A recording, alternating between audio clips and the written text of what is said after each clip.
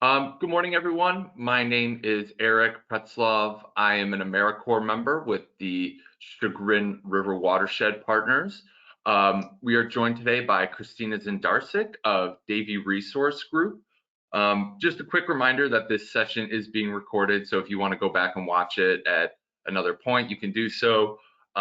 Feel free to use the question box on the right there. You can ask questions throughout the presentation, and at the end we'll have some time for a little Q&A.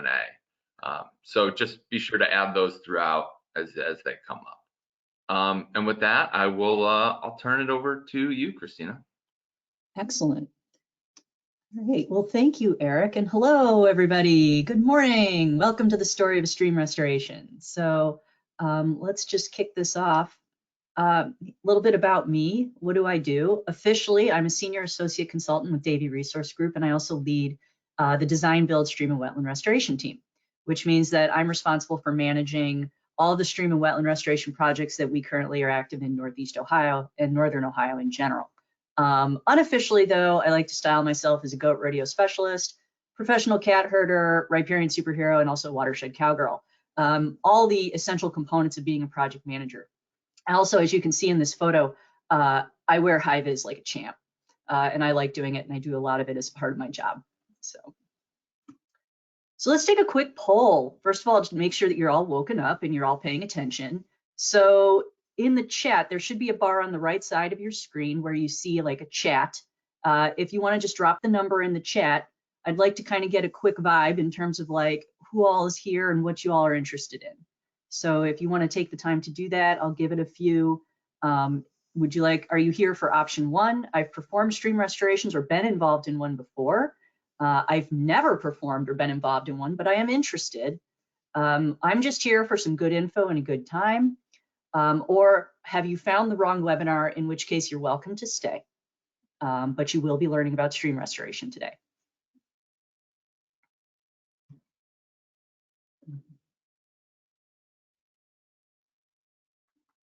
Okay.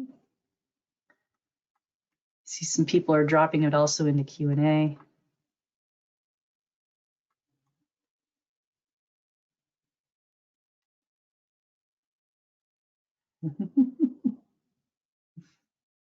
Yeah, we're seeing a couple 2s and 1s, a lot of 3s it looks like. Couple 2s and 1s, a lot of 2s and 3s. No 4s yet? That's good. Everyone got the right email then. All right, you're all here for the good thing. All right, here we go. So yeah, so what did we say? What do you think you see the most of, Eric? I can't actually see the chat, so if you want to. It looks like maybe a tie between 2 and 3. 2 and 3, okay. All right, so that's cool. You know, this will, I think, really help you all who are here for that, who are interested in that type of thing, because honestly, there's so much that goes into a stream restoration that it would be virtually impossible for me to give you an extremely detailed overview of one of these things from a true technical perspective in an hour or less, in terms of everything that goes into that. So this is meant to be a very high level view, which I think will benefit the folks who haven't been directly involved in one and are just kind of interested in learning a little bit more about what goes into them and what are the bits and bobs and pieces parts. So again, very high level overview. If you want to have some more detailed questions, there's time for that in the Q&A. So let's start out really basic. Why do we do these things? Why do we do the things that we do? Why do we restore streams and floodplains? Most of my projects that I work on can be distilled down into kind of these 4 basic essences, which is essentially to protect adjacent features, i.e. the stream, the erosion is happening and it could be threatening something nearby, like say a road or some infrastructure or something like that. Flood control to manage downstream flooding, upstream issues and things like that. To create better stream habitat. A lot of streams have become degraded.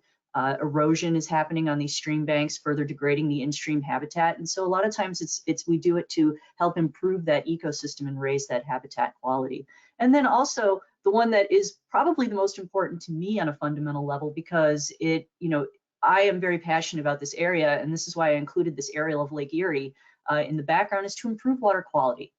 So when I say water quality, what do I mean by that? Well, this is an aerial of Lake Erie from March 21st, 2012.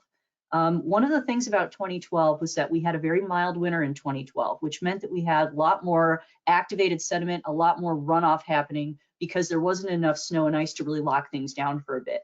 So we had a very mild winter, which meant our spring had a lot of sediment going into Lake Erie. And you can literally see that happening here in March, which is right about this time of the year.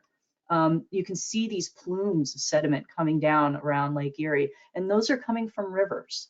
And these other areas here, you can see kind of this greenish tinge, that's algae. Those are algal blooms already happening in Lake Erie in March in 2012. These really severely impact water quality. And you think about all this sediment coming into the lake, it's destroying the habitat of one of our most precious natural resources that we have here in Northern Ohio. And so we really need to look at what we're doing and what our impacts are on the land, because it all translates to what's happening in Lake Erie. So that water quality component is so important to what we do. And it is the fundamental basis for a lot of the projects that I work on. So when we talk about some of those impacts that we have on the land, these are some of the things that I'm talking about. Stuff like removal of riparian vegetation, like mowing to the edge of a stream. This is not great for water quality, and because turf grass, the roots on turf grass don't really go that deep. They're very shallow, and they don't have a lot of strength to hold the banks in place. You can already see that even though this is a fairly low energy system through here, you've got erosion happening right around here on the bank. And then another thing that we do is we straighten streams, we channelize them, because when we build around streams, streams like to naturally they wiggle, they do a thing where they have sinuosity, typically in these lower gradient areas that we have. When you have a lot of topography and a lot of profile, then the stream tends to straighten out just as a function of that profile as it travels. The fastest way for it to travel is in a straight line down a slope. But when you have more of a flatter plane, the stream tends to meander, and it has what we call sinuosity. But when folks build around streams, that sinuosity tends to get kind of inconvenient because people want to build things in straight lines. They want to put houses along a line here. They want to do things over here. And so they often make the stream do a straight line as well. And that's not great when you shorten a stream like that. You shorten the travel time of the water, you increase the velocity and flow force, and you end up transporting a lot more sediment downstream in the process than what you previously were doing, causing further issues downstream. And then also stream bank and slope erosion. So these all kind of play into each other, with less vegetation on the slope that has deep roots, with a channelized stream in upstream areas producing more velocity and water and flow. A lot of times that stresses the slopes through here, and you can get pretty severe slope erosion failures. And actually this photo is from the project that I'll be talking about today, that Chagrin Falls Village project. And then finally, it all kind of comes into play in terms of things that we do have impacts on the water. And so these changes in land use, where you see this suburban urban development coming in, the agricultural development in these fields, you're really limiting the amount of available green space that water and waterways and rivers and streams have to operate and flow and have floodplain. And floodplain is such an important component of a proper stream system. Streams need to access their floodplain because every once in a while, as a natural process, the water gets high. And when it doesn't have a place to go, it tends to insides the stream and then widen the base, and then you get those slope failures, because what it's trying to do is it's actually trying to create its own floodplain again. So streams have a habit of really wanting to sort themselves out. And the problem with that is that, a stream out of equilibrium is going to try to sort itself back into equilibrium, and you may find that it may want to get really cozy with your house someday if you're not careful about how you develop your land. And so, making good land use decisions from the beginning and trying not to impact streams and floodplains while you're doing it is really important. Unfortunately, there's a lot of situations like way back in the day, before regulations were in place and before people really thought about these things, we've got some of this older development that's having issues related to this. And we're still trying to sort out streams and rivers and their place in space and our place in space as a result. And so restoration is a large part of that toolbox to help sort things out for everybody.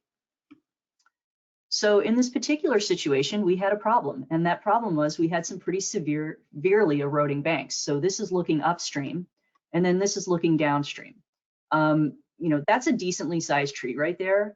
This is that's a piece of paper, just as for scale. So that's like an 8x11 piece of paper with pretty serious erosion, and all of this sediment is just going straight into the river. So the major concerns we're seeing at this site, and this is at their Meadow Lake wastewater treatment plant site. Now, to be clear, the wastewater treatment plant is behind this fence over here. So it's not actually currently threatened by this. But there are concerns with this site. You certainly don't want to see something like this continue on. So there was a concern with the adjacent infrastructure, even though it's not immediately threatened, but in the long term, who knows? There's a lot of poor water quality happening through here because you have this excessive sediment just dumping into the river, creating very much less than ideal stream habitat because that sediment gets in the gills of fish. It also embeds in the bank, and then the fish can't get in around the gravel and cobble substrate to feed because it's embedded with fine silts and things like that from the sediment. And then also the silt just gets into their gills themselves and they can't actually breathe. So it creates very poor habitat for fish. And the Chagrin is a really important fishing stream. Maybe some of you go fishing on the Chagrin. Trying to maintain that level of water quality, that clean, clear water that fish need is really important. And then also this lack of floodplain capacity on this bank. There's a little bit of floodplain on this side, but over here we have basically no connection to floodplain. You can see that the stream has incised down at this point and it's starting to fail these slopes because, again, it's starting to dig out that slope and create a floodplain. So as that fails, it'll open up more area and then the stream will eventually sort a floodplain on that. And we're not really sure what that's going to look like if we just let it go on its own. So this is kind of a bad aerial, but it's way back in 2003 when aerial photography was maybe not as good as it is today. But you can kind of see this blur right through here, this dark blur is the Chagrin River in this area. And so you can see here is the east edge of the bank in 2003, and here is the west edge of the bank in 2003. And kind of keep this yellow line in mind, okay? So this green area through here was once like adjacent floodplain area. And then as we move into 2007, you can see that zone start to bump out a little bit. So previously this stream was fairly well matched along this side, and now you kind of see a little bump, like the stream is kind of bumping itself into the bank here. And so this is erosion beginning to happen. And then this is that fence line of the wastewater treatment plant. And now we're in 2010, and you can see that it's started to move even closer to that fence line of the wastewater treatment plant. It's starting to bump that out even more. And now here we go in 2014. So what I suspect between 2010 and 2014, what was there? That was 2012. We had a massive flood in 2012. I believe it was like February of 2012. There was a lot of force happening on that. So that may have destabilized things even more, hence why you see such an accelerated rate of erosion between 2010 and 2014. But you can see that it has eroded significantly back at this point, and you can see these bare exposed banks all through here. So this is a stream currently out of equilibrium. It doesn't have any touch with its floodplain right here, and it is trying to create it by eroding away this area to make new floodplain. And then this is in 2016.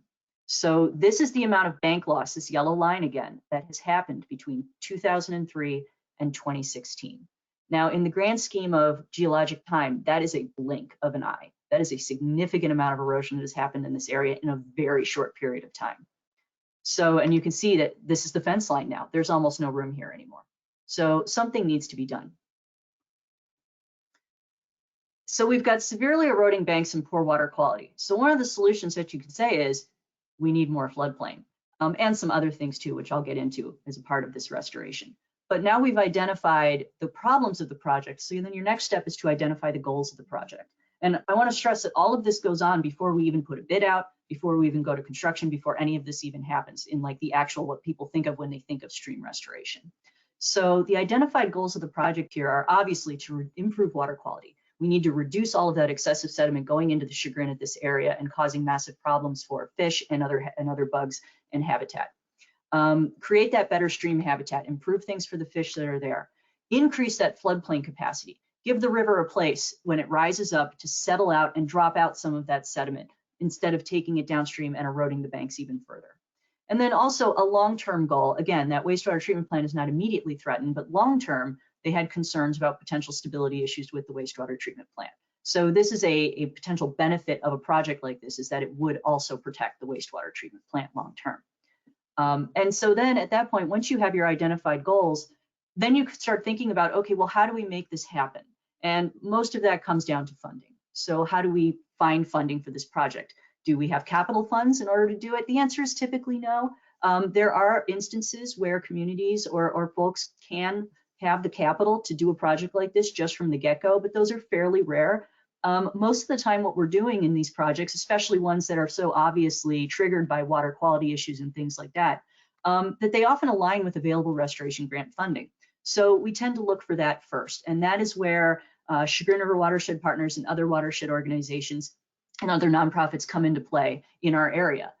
They can work with communities who have problems like the village of Chagrin Falls dealing with this issue and come together and start looking at what funding sources are available and how they would fit the goals of the project. Now, when we do these things, I also want full disclosure. I worked at Chagrin River Watershed Partners for almost 8 years back in the day before I came to Davey Resource Group. So I have an intimate look at all of this process from the beginning to the end. And I actually helped scope this project when I was at Chagrin River Watershed Partners. So I come from a place of truth when I talk about this.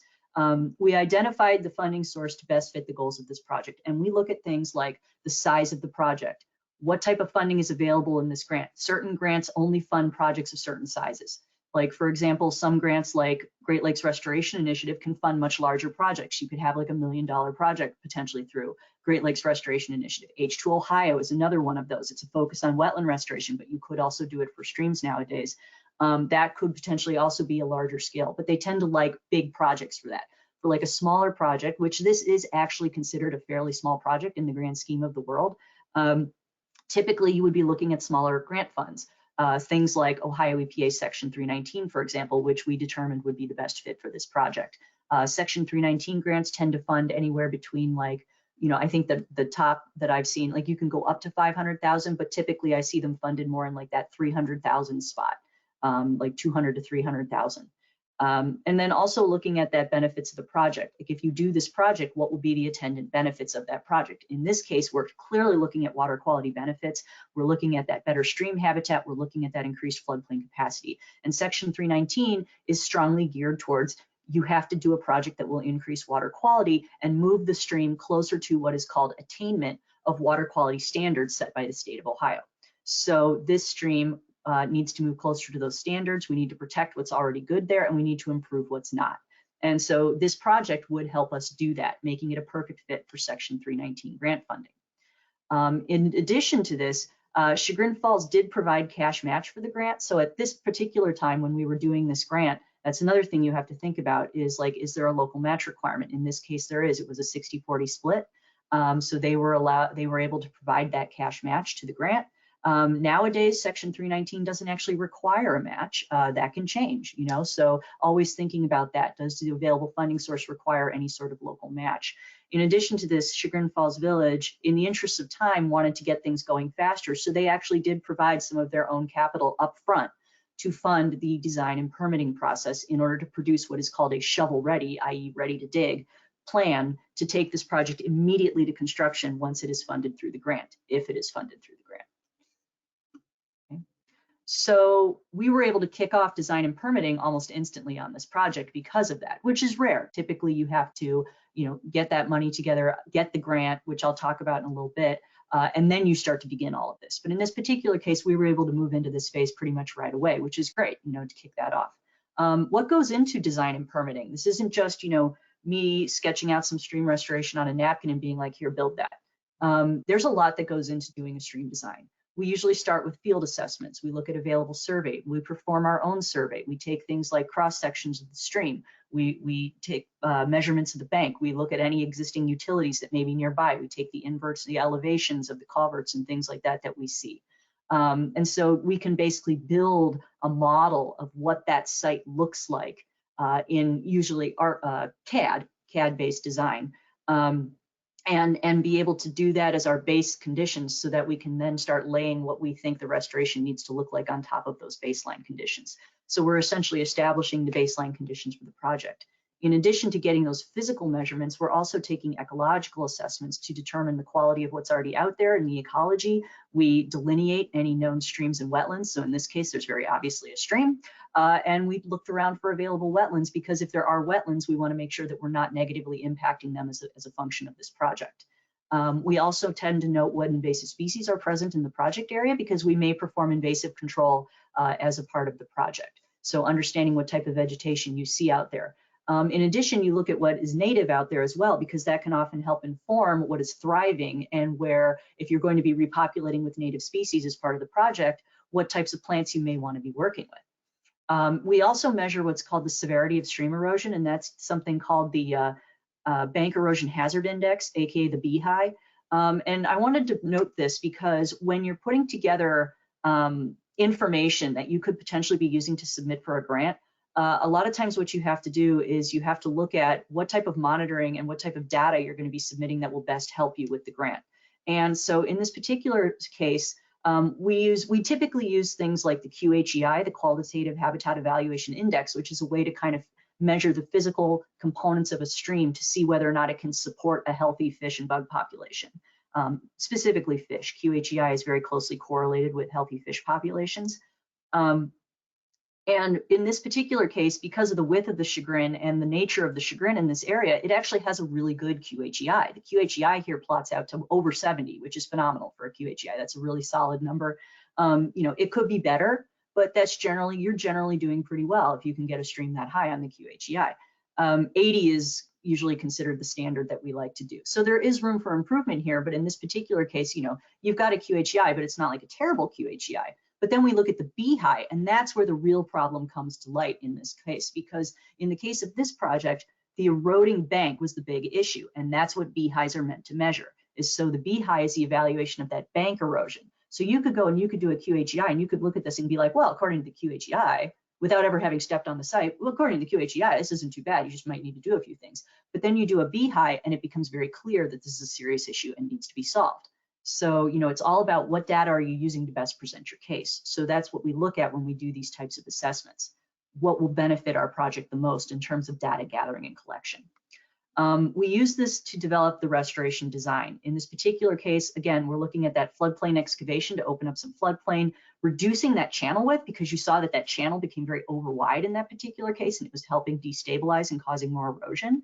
And then we're going to be adding things called bendway weirs, which this is a rough sketch of basically how they work. So the flow is actually coming down the stream this way. Okay, so flow is coming this way, and this dotted line is called the thalweg. Now, the thalweg is typically running through about the center line of the stream, and it's the area where the most transport is taking place in the stream. So it's the area of the most power and the area of the most transport. So that's where, if you can align that thalweg correctly, you're going to be able to put a stream back in equilibrium. When the thalweg is out of alignment and it's up against a bank, for example, that's putting a lot of power and force against the bank, and that's contributing to erosion. So these types of structures, these bendway weirs, which kind of their veins almost like stick out of the side of the bank and angle a little upstream, they actually help realign the thalweg. So they will push the thalweg back towards the center line of the stream and put that stream back into transport equilibrium and help prevent erosion on the bank as a result. So we go through all of that. We take those baseline conditions, we use that to develop our plan and our design to see what that would look like. And then once we have the plan and design to a certain point, we use that to submit for permits, because even though we're trying to do a good thing here, we still need permission to do it. And that's basically what permits are. It's a way to show that the proper authorities have evaluated your project, and they find that the methods that you're using and the way you're doing it is suitable for the type of thing that you're trying to do, and that you're doing it without significantly adversely affecting waterways. Jurisdictional waterways. So in this case, we needed to coordinate with Army Corps of Engineers, Ohio EPA, Ohio Department of Natural Resources, local folks, floodplain for erosion and floodplain administrators, and also for erosion and sediment control. You know, so the county SWCDs and thereabouts. There's a lot of work that goes into permitting. I could probably talk for an hour just about permitting alone, but we don't have time to go into all that detail. Just understand that there's a significant amount of time and lift that goes into making sure that you secure these permits. And oftentimes, depending on the nature of the project, you may find that there are some things that you may have to do as a result of permitting that you weren't initially thinking about, something like, say, like mussel surveys or a phase 1 archaeological assessment or things like that. So trying to understand your project components early on so that you can anticipate these potential permitting things that they may ask for is really important. If we can anticipate that, then we can budget for it, and then we can control the project better. The other thing that we developed during the design phase is we also put together a planting and seeding plan for restoration, ideally with native plant species. A lot of times for these grants, they're required that you must use native. And personally, I wouldn't want to use anything other than native. So we just go with native. It's easy.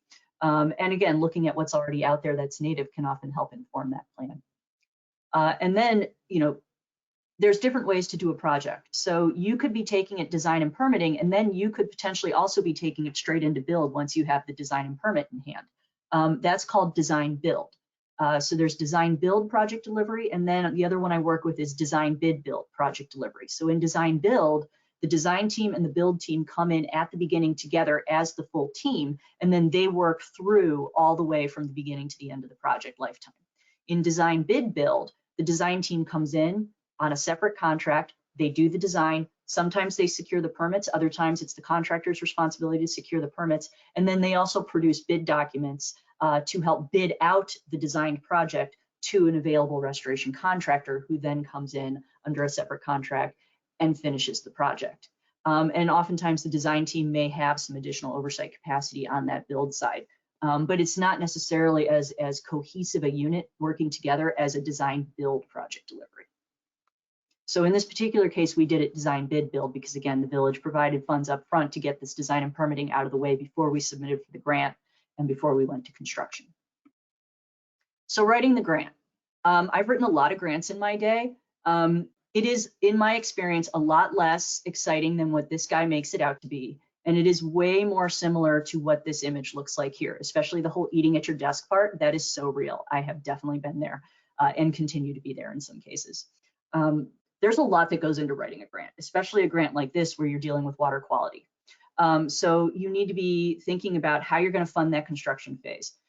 You need to think about what that construction budget is going to look like. You have to think through a lot of things. I had to learn a lot about construction so that I could actually make reasonable estimates. Sometimes it helps to have friends in certain places that could maybe help you look at those estimates, like construction buddies or fellow consultants or things like that. Being able to work through that is a critical component of any grant application, being able to put together what's called an honest budget, being real with that. There's a lot of background research that goes into a Section 319 grant. They require that you look at existing watershed plan data, any kind of water quality data from Ohio EPA, any monitoring data, photos of the project site, like, you know, what it looked like before and what it looks like currently, why, you know, making sure that, you know, they can see how bad it is, so to speak. You're required literally to build your case. That's basically what a grant is it's a case. You're making your case for why you need to receive this funding in order to do this project. So, you know, there's a lot that goes into that, and there can be a lot of data to have to sift through in order to be able to put together your best case. In terms of this, you know, that can also include Section 319 requires what are called load reduction estimates, and I can't go into gruesome detail about that, but just understand that, you know, they want you basically to quantify how much sediment, nitrogen, and phosphorus that you're going to be preventing from going into the stream as a result of this project. And there's ways to model that using a program, typically Step L, which is what I put here. That is a commonly used program. Ohio EPA likes it, US EPA likes it. I've used it quite extensively. It's just a simple Excel spreadsheet with some fancy formulas, but it helps you quantify how much sediment, nitrogen, and phosphorus you're going to be reducing from loading to the stream. So that's what I mean when I say load reduction. And good load reduction numbers put you pretty high on the grant funding list. So, you know, something like a stream erosion project like this, where you see such severe erosion, that's a significant amount of sediment that you're going to be reducing as a result. So this one would score pretty high when you're doing that type of modeling. But just again to stress, a lot of work goes into these things before construction even begins.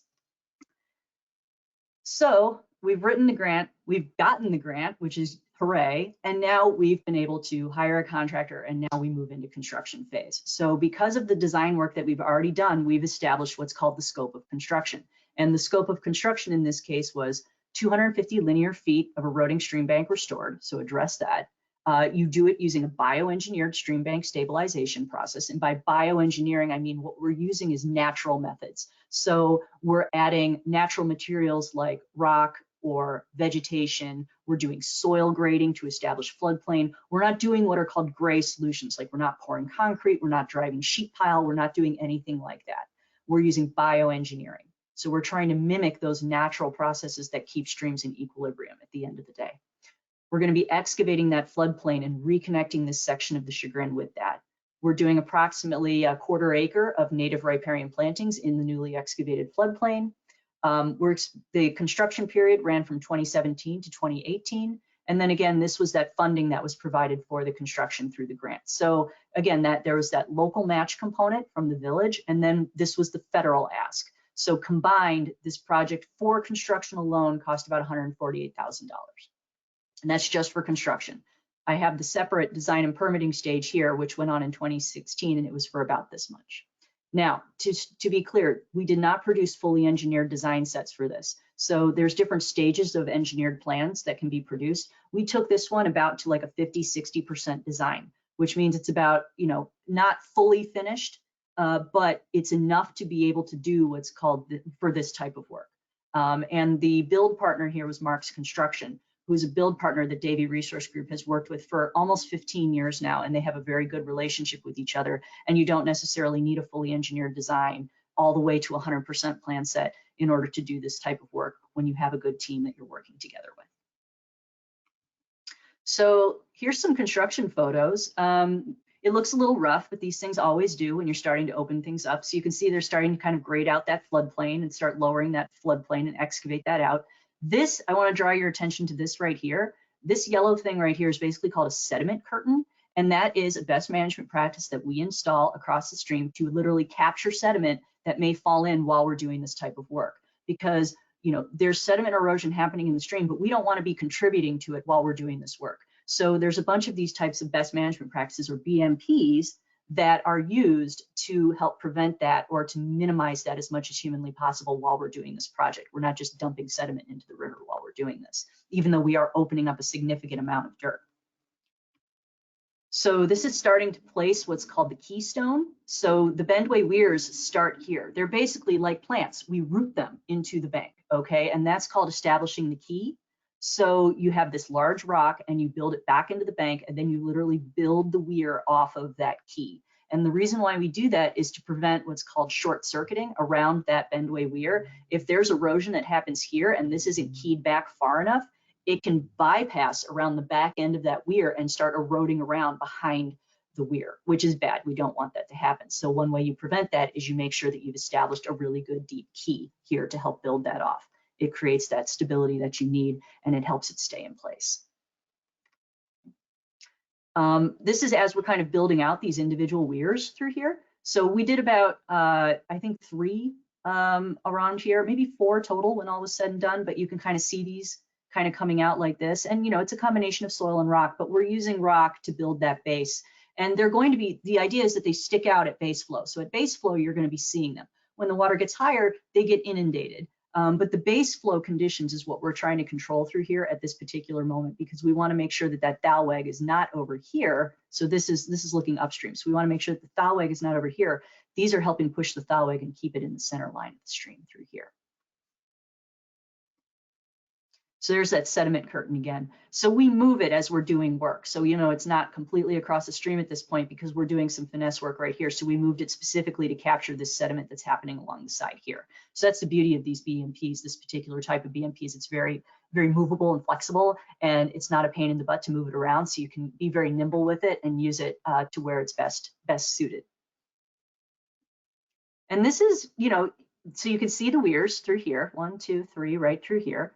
And then these posts are actually dormant stakes that we post into the ground, and they take root and they bloom. And so we usually use like willows and dogwoods for this type of thing because they take very well to this sort of thing, and they produce these nice deep fibrous roots that really help lock in the soil around them when they root.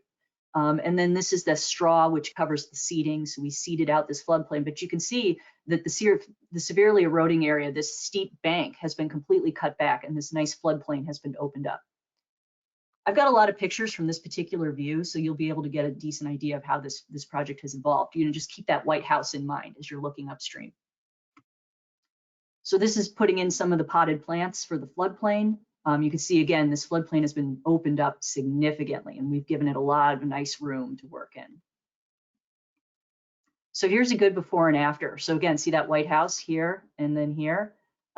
This is basically the same place. You can see where all of this has been eroded out through here. Now we've brought the stream back into a reasonable width, and we have these bendway weirs that are pushing the thalweg back into the center line of the stream. And this looks really nice, and it's starting to green up. So August 23rd, 2017 and May 29th, 2018. Essentially what we've done is we've sort of accelerated that restoration process in a way that's healthy for the stream and also good for adjacent infrastructure.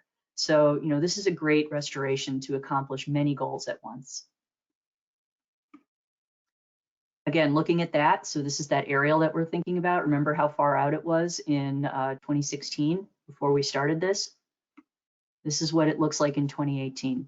So it's narrowed significantly, but that's a good thing because you can see you've got your reference reach up here, this width here. Now it's basically matched through here, which is how it's supposed to be. And then this whole area has been filled back in and turned into available floodplain for the stream.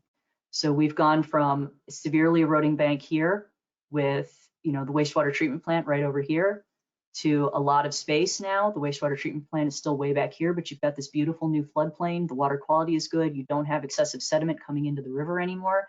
And you've got these nice structures that are helping protect this bank and also keep the center line of the stream. You can see these riffles kind of denoting that center line all the way through.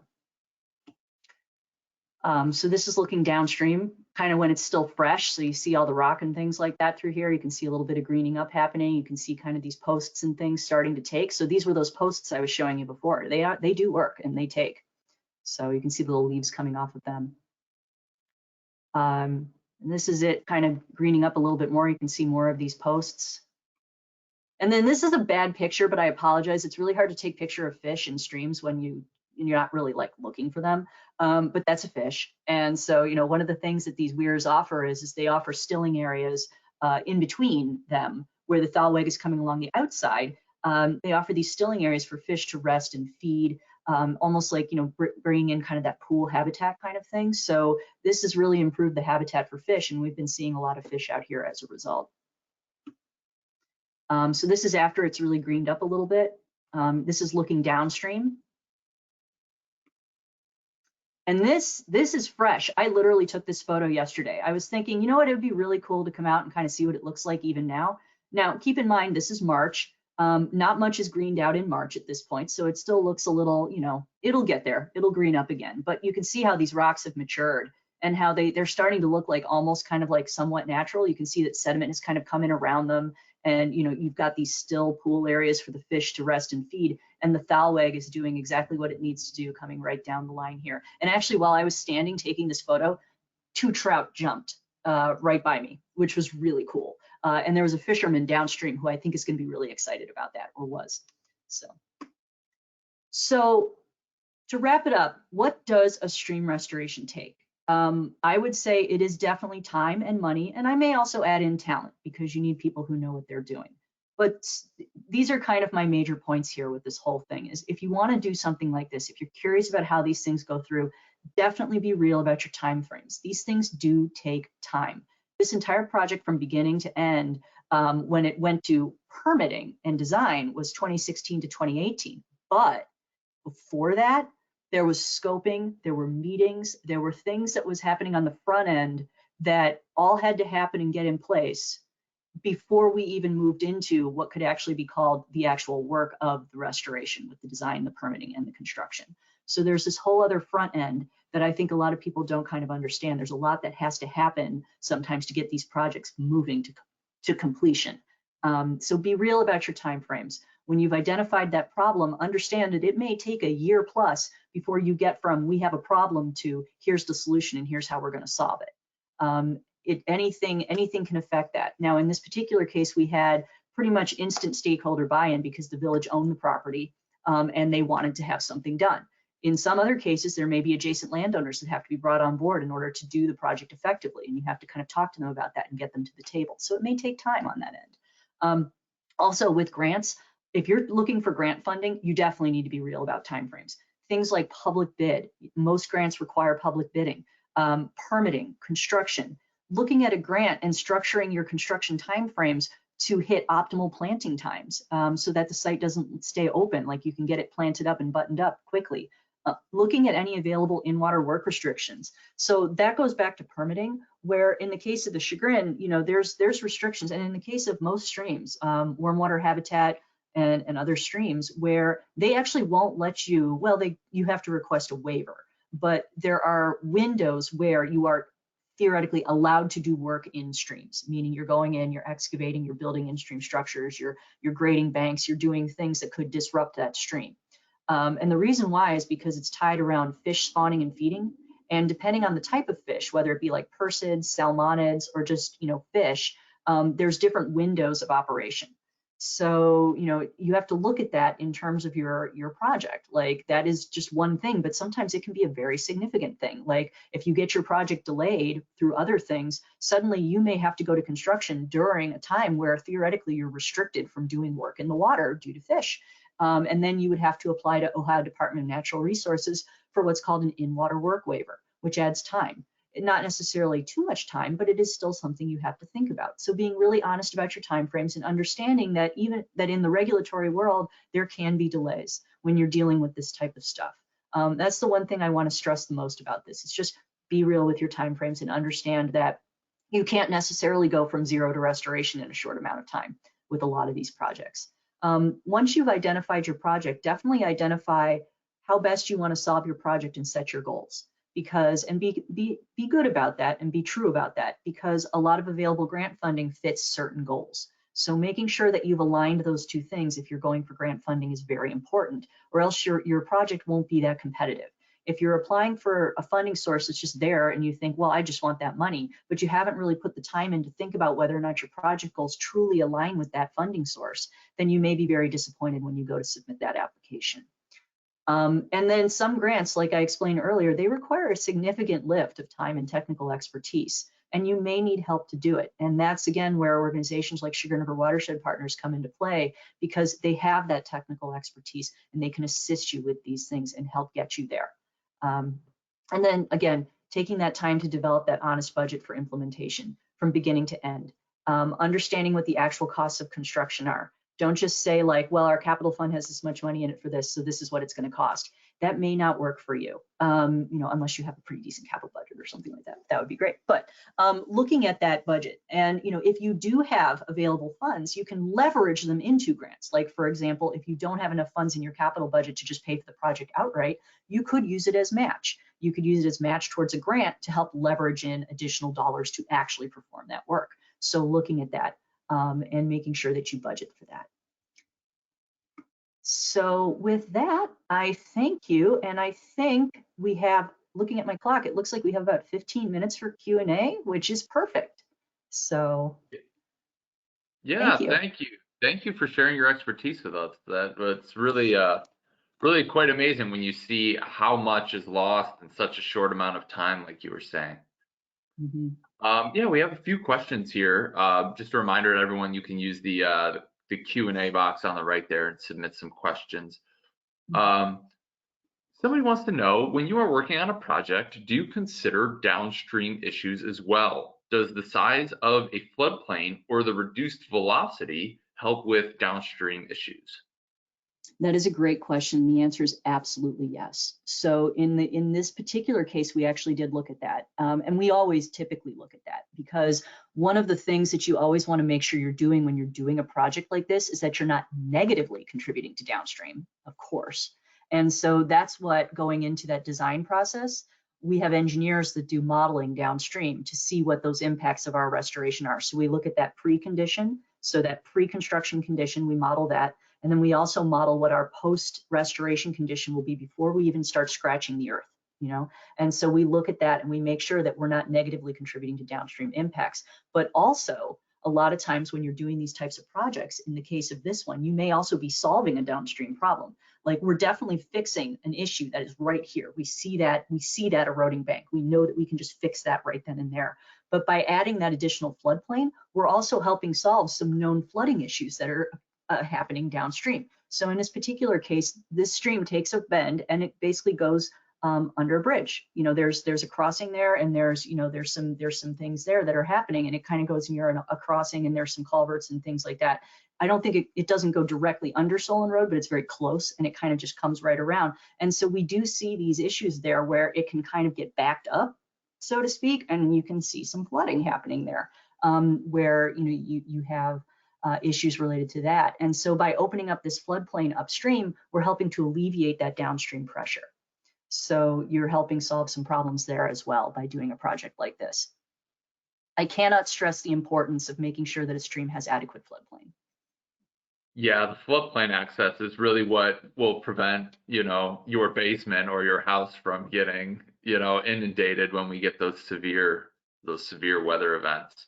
Mhm. Kathleen is curious about geotextile fabric used. I think they might be referring to erosion control netting. Um, is this something DRG uses? Have you seen this? What's the purpose of this? So I have opinions about geotextile fabric. So when I think that the thing that might most folks listening to this, especially if you're not like a restoration ecologist, might be most familiar with this stuff is if you have acquired a backyard through buying a house and you're going in and you're digging up some things to make garden beds and you run into a layer of geotextile fabric and you're like, ugh, I have to rip all this up. That happened to me. I hate it. But we do use it in certain circumstances. The time where I use it the most, I prefer not to use it at all if I can, because you're literally creating a barrier. Now, there are specific specialized instances in stream restoration where it actually does make sense to prevent interstitial flow, and geotextile fabric can help you do that. Not in this particular instance, though. In one stream restoration I'm working on, where I'm working in a higher gradient stream, and we're installing grade control structures, which are basically like rocks, sills that come down and help literally step the water gently down the slope. We're working in soils there that are mostly glacial tills, so you're not necessarily getting like good clay right there that you can compact and help keep water from essentially literally flowing under the footers of the grade control structures that you're keying into the slope. So we actually wove geotextile around those footers on the upstream side to help make a barrier to prevent that type of interstitial flow, to prevent short circuiting of those structures. So that's an instance where I just used it literally on a project. But otherwise, we tend to avoid using it. Now, in terms of like, so that's geotextile fabric. Now, what Eric talked about is erosion netting, which is something we absolutely do use. However, we use biodegradable. So we use coconut fiber typically, jute matting, and that's if we've laid open a bank, for example, like on that floodplain area, we've laid open a bank. If it's steep enough, we will put matting across that in order to stabilize that, and let the seed kind of come through. And then we plant into that when we have like the gallon planting and things like that. Now, in the case of this, so let's go back. I do have a photo of the planting actually happening. So let's go back to that. Okay, so in the case of this, we didn't do matting through here. This is strawed, so you can see straw laid down, which is another way to stabilize a site after you've seeded. So you seed and then you lay down straw and then you can plant into it here. We try to avoid using matting in areas where it's like a wetland or a floodplain. We don't usually use it there. We usually just lay down seed and straw. On slopes though, we would do matting. So I hope that answers your question. I use two different, so like I'm talking basically about two different concepts. I want to be clear. One is that geotextile fabric, which is like that black stuff that you see that is meant to like literally kind of stop, sediment and water and things like that. And then this other one is this more natural fabric matting that is coconut fiber that we're laying down on slopes to help prevent erosion. Okay, so two different things that I'm just talking about there. Um, Justin wants to know, is there an outline to predict how this project will increase biological scores? How did this project enhance IBI and ICI scores? Yeah, so with these projects, we typically do post-project monitoring as a function if, like, say, Army Corps of Engineers requires post-project monitoring as a condition of the permit. In this particular case, this one did not require extensive post-project monitoring, but we still took, you take like B-high readings. The QHEI and the B-high are two of the things that I noted. Those are the two things that we would be looking at, just in terms of what we do. But Ohio EPA does come out because they helped fund this project. So that puts it on their radar for post-project monitoring. And then they come out and they perform post-project monitoring for this. I do not have any IBI scores from them yet, but I believe that I would have to check and see if they've actually been out to post-project monitor this. I'm sure they have, and whether or not they did an IBI. I would also be curious to see what that would look like. I would imagine that we've significantly improved fish habitat through this area because it was pretty heavily sedimented before. So I would guess that this area, you would see a lot more fish resting and actually using it rather than just trying to get on through because it's not great. So. maybe as evidenced by your witnessing of the trout earlier Yeah, yesterday. it Um, just, it surprises you when it happens like 3 feet away from you. You're just sitting there and all of a sudden, boom, and then you're like, whoa, hi. that's one of the most exciting things about kayaking for me. How was the decision made to use rock instead of root wad, remnants, or other bioengineering methods? Yeah, so what we did in this particular case was we looked at what might be the best fit. So a lot of times I do like to use woody debris. I love working in woody debris, and sometimes I'll use a combination of woody debris. In this particular case, we were worried with the extent of the severity of the erosion and the amount of power coming through this stream that we really wanted, and the client was really interested in having things stay put. Like they really did not want to have any potential issues happen through here. So we opted with going for these bendway weirs because we really wanted to make sure that we were redirecting that bow wag. I have seen projects go in on the Chagrin that do involve woody treatments and things like that, like root wad treatments, soil lifts, and stuff like that with wood worked in. And they do work very well. So I'm not saying that it's impossible to do something like that in situations like this. It's just more like you look at what you have and what you want to do to get the most effective way to do it. And in this particular case, we chose bendway weirs. I will say that these have some woody debris has been kind of washed downstream as a function of flooding, and some of it has gotten hung up on the weirs. So they're kind of a mix right now, actually, with the woody habitat. So it is collecting a little bit of woody. And I do like usually putting in woody habitat to improve for fish too. Yeah, yeah, I'm sure the fish love that. Um, well, I think that about does it for the Q&A, unless there's any last minute questions. Um, but thank you again, Christina, for taking the time to do this, and thank you to all our viewers for being here this morning. I appreciate you guys participating, and I really hope you found that presentation as informative as I did. That was really fascinating to see. I wish we could have had 3 hours, Eric. I mean, I could go on, like, there's just so much that goes on with these things, like, so if anybody does have any further questions, that's my email. Definitely use it and reach out to me. I'm happy to answer any further questions you may have about this. Awesome. Well, thank you for making yourself available. Quick question. Kathleen wants to know, where do the rocks come from? In this particular case, we used angular limestone, I believe. So, you look at these guys, that's angular limestone, typically quarried locally just because it's really expensive to transport big rocks. And you get those in locally from a supply.